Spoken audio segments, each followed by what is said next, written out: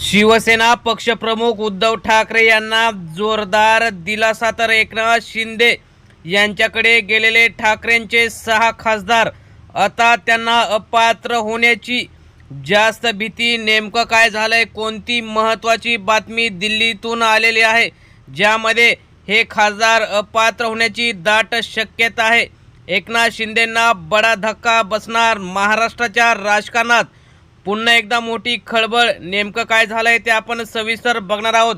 जे 6 खासदार गेले आता त्यांचं राजकीय करिअर संपण्याच्या मार्गावर, नेमकं काय झालंय ते आपण सविस्तर बघणार आहोत। चॅनलवर जर तुम्ही नवीन असाल तर चॅनल सबस्क्राईब करून बेल आयकॉन प्रेस करा, म्हणजे रोज नवनवीन राजकीय आणि इतर सर्व घडामोडी तुम्हाला बघायला मिळतील। तर आपण बघूया की नेमकं काय झालेलं आहे। महाराष्ट्राच्या राजकारणात शिवसेनेच्या फुटीचा अध्याय अजूनही संपलेला नसताना जे 6 खासदार उद्धव ठाकरेंना सोडून शिंदे गटात दाखल झाले आणि त्यांनी वेगळा गट निर्माण करून शिंदे गटात प्रवेशसुद्धा झाला। त्यानंतर सुप्रीम कोर्टात उद्धव ठाकरेंनी धाव घेतल्यानंतर त्या 6 खासदारांना सुप्रीम कोर्टाने नोटीस धाडली आणि त्यातच आता त्यांना अपात्र होण्याची भीती सतावत आहे। 2022ला ज्यावेळी शिवसेनेत 2 गट निर्माण झाले त्यानंतर शिवसेना पक्ष आणि धनुष्यबाण चिन्हावर वाद निर्माण झाल्यानंतर हा संघर्ष थेट सर्वोच्च न्यायालयात पोहोचला होता। निवडणूक आयोगाने एकनाथ शिंदेंना जे विधानसभेच्या जोरावर, आमदारांच्या जोरावर पक्ष आणि चिन्ह दिलं होतं, हा संघर्ष थेट त्यानंतर सर्वोच्च न्यायालयात सुद्धा पोहोचला। आता या संघर्षाला एक मोठं वळण मिळालं आहे आणि ते म्हणजे लोकसभेत जे निवडून आलेले खासदार एकनाथ शिंदे गटाकडे गेले, जे अगोदर आमदार गेले तशाच प्रकारे हे खासदार सुद्धा गेले होते। त्यामुळे देशात लोकशाही आहे की नाही याचं जे सगळीकडे चर्चा चालू होती आणि असतानाच सुप्रीम कोर्टाने या 6 खासदारांना नोटीस धाडली आणि त्यामध्ये नेमकं काय झालेलं आहे ते आपण बघूया। शिंदे गटात गेलेले 6 खासदार कायदेशीरदृष्ट्या टिकणार का? त्यांच्यावर अपात्रतेची कारवाई होऊ शकते। जर विलिनीकरणाला कायदेशीर आव्हान यशस्वी झाले तर त्यांचे लोकसभा सदस्यत्व धोक्यात येण्याची शक्यता आहे। ते पुढील निवडणुकीत भाजपच्या कमळ चिन्हावर सुद्धा लढू शकतात, कारण त्यांचा जर गट झाला नाही आणि त्यांनी कुठेही विलीन न होता उद्धव ठाकरे यांच्याकडून ते गेल्यानंतर आता त्यांना पुन्हा एकदा पोटनिवडणूक सुद्धा लागू शकते। परंतु जर अपात्र झाले तर ते 6 वर्ष निवडणूक सुद्धा लढू शकत नाही। त्यामुळे ना उद्धव ठाकरे यांच्याशी गद्दारी केल्यामुळे त्यांचं राजकारण जवळजवळ संपण्याच्या मार्गावर आहे। या सर्व प्रश्नांची उत्तरे सध्या निश्चित नाहीत, मात्र सर्वोच्च न्यायालयात सुरू असलेल्या या कार्यवाहीमुळे हा वाद पुन्हा एकदा राष्ट्रीय पातळीवर चर्चेत आलेला आहे। 2024च्या लोकसभा निवडणुकीत उद्धव ठाकरे यांच्या नेतृत्वाखालील शिवसेना युबीटीकडून हे 9 खासदार निवडून आले होते। त्यापैकी 6 खासदार हे एकनाथ शिंदे यांच्या सोबत गेले। या 6 खासदारांमध्ये भाऊसाहेब वागचौरे, नागेश पाटील आष्टीकर, ओम निंबाळकर, संजय बंडू जाधव, संजय देशमुख आणि संजय दिना पाटील यांचा समावेश आहे। या 6 खासदारांच्या हालचालीनंतर लोकसभेतील उद्धव ठाकरेंची संख्या 9 वरून 3 वर आली।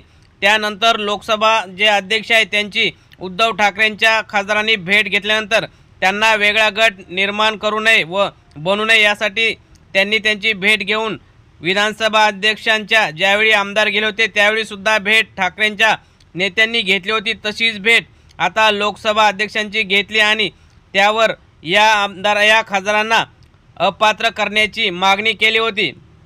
त्यानंतर ठाकरे गटाने असा सुद्धा युक्तिवाद केला होता की विलिनीकरणाचा बचाव हा सामान्य राजकीय घोषणा म्हणून वापरता येत नाही, तो पक्षांतर विरोधी कायद्यातील अपात्रतेच्या कार्यवाहीच्या संदर्भात येणारा मुद्दा आहे।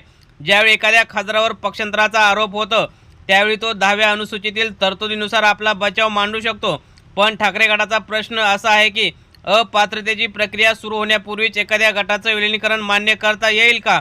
हा प्रश्न केवळ खासदारांपुरता मर्यादित राहिलेला नाही, याचा परिणाम भविष्यातील सर्व पक्षफुटी आणि सामूहिक पक्षांतराच्या प्रकरणावर होऊ शकतो। त्यामुळे सुप्रीम कोर्टाने त्यांना नोटीस बजावली। त्यामुळे हा संघर्ष आता थोड्याच दिवसात संपन्न होईल आणि जी शेवटची अंतिम सुनावणी चालू आहे त्यामध्ये उद्धव ठाकरेंचे वकील कपिल सिब्बल आणि देवदत्त निकम यांनी जोरदारपणे आपली बाजू मांडलेली आहे। त्यानंतरच आता जे 6 खासदारांचा जो मुद्दा आहे त्यामुळे 6 खासदार सुद्धा याच मुद्द्यावरून अपात्र होण्याची शक्यता व्यक्त केली जात आहे।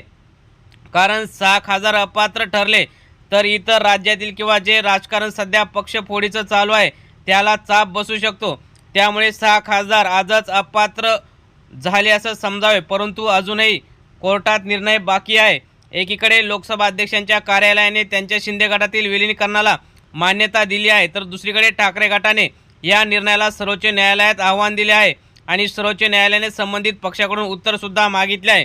जर ते समाधानकारक उत्तर त्यांना मिळालं नाही तर सर्वोच्च न्यायालय या 6 खासदारांना अपात्रसुद्धा घोषित करू शकते.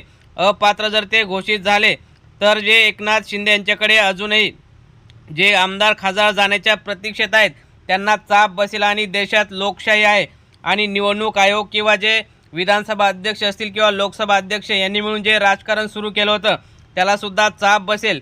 त्यामुळे अपात्रतेची प्रक्रिया 10वी अनुसूची लोकसभा अध्यक्षांच्या अधिकार आणि संबंधित घटनात्मक तरतूद याचा विचार करावा लागेल. त्यामुळे या जे काही खासदार आहेत ते जर अपात्र झाले किंवा त्यांनी राजीनामा देऊन हे केलं तर कमळाच्यावरच त्यांना निवडणूक लढवावी लागेल. त्यामुळे शिंदे गटातील या 6 खासदारांबाबतही भविष्यात अशी चर्चा होऊ शकते की जर शिंदे गट आणि भाजप यांचं राजकीय समीकरण आणखी घट्ट झाले तर काही नेते भाजपच्या कमळ चिन्हावर सुद्धा निवडणूक लढवू शकतात. परंतु या सध्या 6 खासदारांच्या कमळ चिन्हाचा अधिकृत तरी निर्णय झाला नाही. परंतु शिंदे गटासाठी हा मोठा धक्का ठरू शकतो.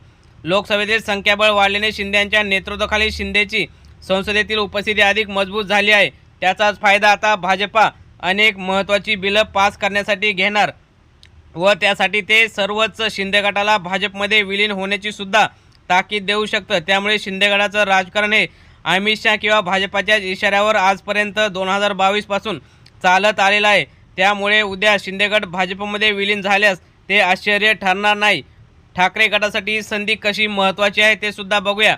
2022च्या पोटीनंतर ठाकरे गटाला अनेक राजकीय धक्के बसले. पक्षाचं नाव धनुष्यबाण चिन्ह शिंदे गटाला दिलं. मात्र उद्धव ठाकरे हे कणखर आहेत आणि त्यांनी प्रत्येक निवडणूक लढवून लोकसभेत 9 खासदार आणले होते. विधानसभेत अपयश जरी मिळालं तरी काही नसताना नवीन असताना चांगली आमदारांची संख्या निवडून आली होती. त्यामुळे जर आता जे गेलेले खासदार जर अपात्र झालं तर उद्धव ठाकरे यांना पुन्हा एकदा नवसंजीवनी मिळू शकते आणि पुन्हा एकदा सुप्रीम कोर्टात जे शिवसेना पक्ष आणि चिन्हाची लढाई चालू आहे त्यामध्ये उद्धव ठाकरे यांना शिवसेना हे नाव आणि धनुष्यबाण किंवा जे अगोदरचंच मशाल चिन्ह आहे त्यावर शिवसेना पक्षासोबत जर ते लढले तर पुन्हा एकदा फिनिक्स पक्षाप्रमाणे राज्याच्या देशाच्या राजकारणात उद्धव ठाकरे आपलं नाव पुन्हा एकदा मांडू शकतात. त्यामुळे एकनाथ शिंदेंना सध्या तरी हा धक्का बसण्याची शक्यता व्यक्त करण्यात येत आहे आणि 6 खासदार हे लवकरच अपात्रसुद्धा होण्याची शक्यता आहे. त्यामुळे 6 खासदारांचं राजकारण गद्दारीमुळे उद्धव ठाकरे यांच्याशी गद्दारी केल्यामुळे संपण्यात जमा आहे. मित्रांनो, तुम्हाला काय वाटतं, हे 6 खासदार यांना अपात्र करावं का? तुम्हाला काय वाटतं? तुम्ही सुद्धा तुमच्या प्रतिक्रिया कमेंटमध्ये नक्की मांडा. धन्यवाद. जय हिंद, जय महाराष्ट्र.